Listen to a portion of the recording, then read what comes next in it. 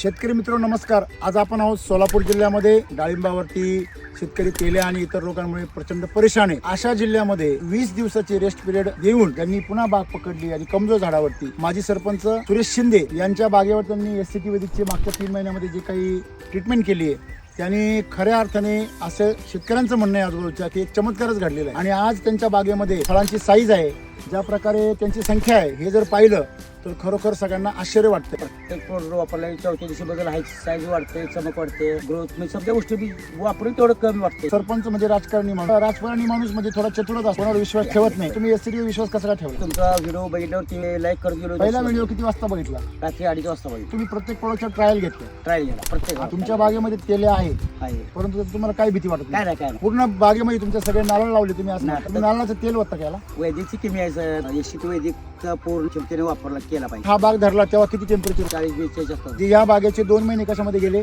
Temperature प्रचंड.